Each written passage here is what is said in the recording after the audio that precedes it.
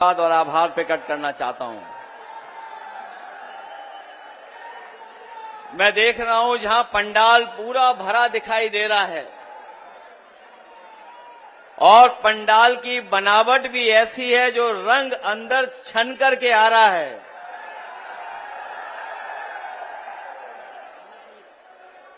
पता नहीं राजकुमार भाटी जी ने कौन सा साइंटिफिक अप्रोच उन्होंने अपनाई है कि जो रोशनी अंदर आ रही है पंडाल के अंदर छन करके वो लाल लाल लाल दिखाई दे रही है। मंच पर बड़ी संख्या में हमारे जिम्मेदार नेता मौजूद हैं। जितने लोग मंच पे हमारे साथ यहां पर हैं, जो हमारे दाईं तरफ मंच दिखाई दे रहा है, बहुत बड़ी संख्या में हमारे जिम्मेदार बुजुर्ग कार्यकर्ता नेता और आखिरी तक मैं देख सकता हूं और इस पंडाल में पीछे तक। और जब मैं पंडाल के अंदर आया हूं मुझे बड़ी संख्या में समाजवादी कार्यकर्ता नेता दिखाई दिए हैं। मैं एक एक कार्यकर्ता का नेता का बहुत बहुत धन्यवाद और आभार प्रकट करना चाहता हूं। आज तो हम रैली में इकट्ठे हो रहे हैं, मिल रहे हैं एक दूसरे से, लेकिन मैं बधाई देना चाहता हूं आप सबको।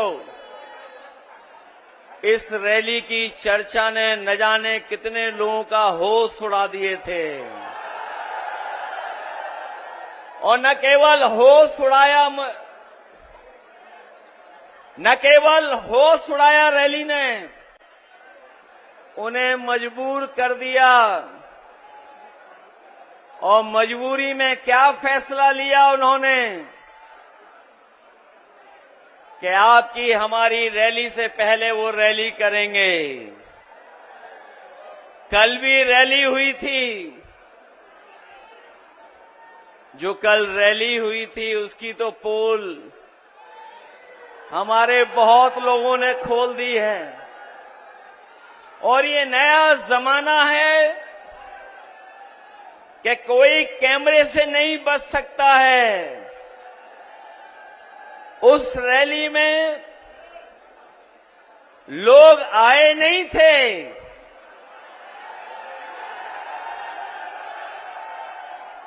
लोगों को लाया गया था। और जो पार्टी अपने आप को दुनिया में सबसे बड़ी पार्टी बोलती है, उस पार्टी के नेताओं को अपने सरकारी कर्मचारियों का सहारा लेना पड़ा। न केवल सहारा लेना पड़ा बल्कि कुछ दिन पहले जिस संस्था की वजह से न केवल देश में बल्कि दुनिया में वो रोबोट जो दिखाया गया था, सुनने में आया है कि यूनिवर्सिटी कॉलेज से न केवल छात्रों को बुलाया गया और छात्रों को बुला करके कहा गया कि रैली के बाद आपको छुट्टी दी जाएगी। आप जानकारी कर लेना, जहां जहां से छात्र बुलाए गए थे उन सब छात्रों को लंबी छुट्टी दी गई है। और इस बार रैली में जो लोग आए हैं, बीजेपी की उत्तर प्रदेश से छुट्टी होकर के दिल्ली से भी छुट्टी होना तय है। जो लोग हवाई अड्डे का उद्घाटन कर रहे थे, जिन लोगों ने खबरें ठीक से पढ़ी होंगी, पहले भी उद्घाटन हुए हैं एयरपोर्टों के, जो उद्घाटन हुए सरकार में, जो कभी समाजवादियों की भी देन है उसमें बनाने में, 7 एयरपोर्ट में 6 बंद हो गए हैं। 7 एयरपोर्ट उद्घाटन किए गए थे, 6 बंद हो गए हैं। कम से कम इस एयरपोर्ट का ये वादा करके जाते कि उद्घाटन के बाद इसको बेचा नहीं जाएगा। लगता तो ऐसा है कि ये उद्घाटन ही बेचने के लिए किया गया है। रैली में आने से पहले हम लोगों को कुछ एटीएम की बातें सुनने को मिली हैं।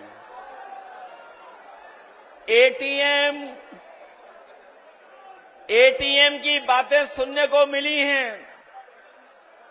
हम लोग तो 10 साल से सरकार में नहीं हैं। कम से कम अपने छोटी वाली एटीएम का हिसाब किताब तो कर लेते कि 10 साल में एटीएम का कितना हिसाब किताब बना होगा। और मैं ये अपने पत्रकार साथियों को एक क्विज, एक एटीएम का क्या फुल फॉर्म हो सकता है, वो छोड़ करके जा रहा हूं। इस एटीएम ने न केवल देश बल्कि दुनिया को, न केवल देश बल्कि एटीएम ने दुनिया को परेशान किया होगा। जो लोग ए के बारे में समझते होंगे वो टीवी जान जाएंगे, वो एम भी समझ लेंगे। सुना है कि ए पर बहुत मेहरबान रहते हैं कुछ लोग, इसीलिए एटीएम याद आ रही है उनको। मैं इस रैली में जब आया हूं तो मुझे सबसे पहले हमारे गुर्जर सम्राट मेहर भोज के प्रतिमा पर सम्मान करने का मुझे मौका मिला है। मैं अपने साथियों को याद दिलाना चाहता हूं कि हम सब लोगों ने वो लड़ाई लड़ी थी जब दूसरे लोग हमारा आपका इतिहास भी छीनना चाहते थे, हमारे सम्राट को भी छीनना चाहते थे। मैं अपने तमाम लोगों को भरोसा दिलाता हूं कि नोएडा में तो आपके और ग्रेटर नोएडा और आपके जिले में इन महान लोगों को जब भी हमें मौका मिला है, चाहे हमें स्टेडियम बनाना पड़ा हो तो हमने शहीद विजय सिंह पथिक के नाम पर स्टेडियम बनवाया था, और यहां का सबसे बड़ा पार्क जो हम लोगों ने गुर्जर सम्राट मेहर भोज जी के नाम पर बनाया था। मुझे याद है 1857 की लड़ाई जहां तमाम क्रांतिकारियों ने लड़ी थी, उसमें हम अपने कभी भी कोतवाल धान सिंह गुर्जर जी को कभी भूल नहीं सकते हैं। मैं आज आप लोगों को भरोसा दिला के जा रहा हूं कि जहां आपने यहां पर जगह जगह पर जो आपकी प्रतिष्ठित जगह हैं, वहां पर आपने इनका सम्मान देने का काम किया है। आप 2027 में सरकार बनाइए, राजधानी लखनऊ में भी इन तीनों और तमाम हमारे पीडीए महापुरुषों के योगदान को याद दिलाने के लिए हम लोग स्मारक और उनकी रिवर फ्रंट पे प्रतिमाएं लगवाने का काम करेंगे। हालांकि कल जब रैली में लोग आए थे, उन्होंने बहुत सारी बातों पे चर्चा कर दी, लेकिन वो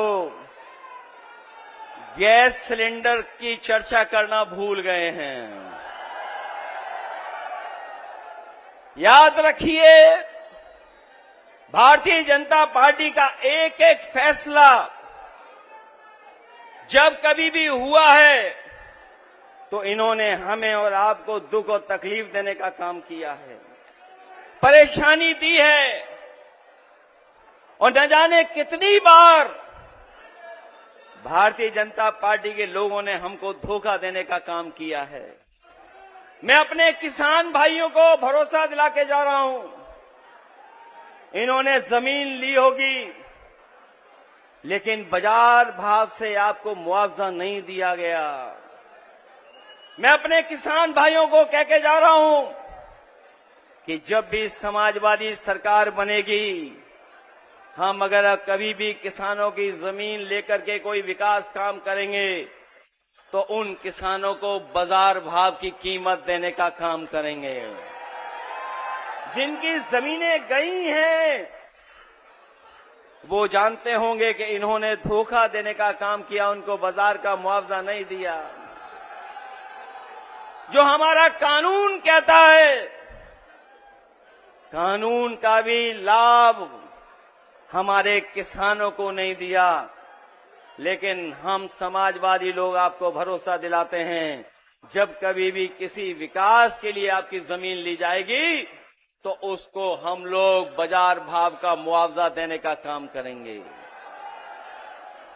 हमारे इस जिले के लोग ये जानते हैं, पंचायत हुआ करती थी, प्रधान चुने जाते थे, अपनी समस्याओं का समाधान कर लेते थे, लेकिन जब से बदलाव हुआ है तब से हमारे गांव के किसानों को हम विकास से नहीं जोड़ पा रहे हैं।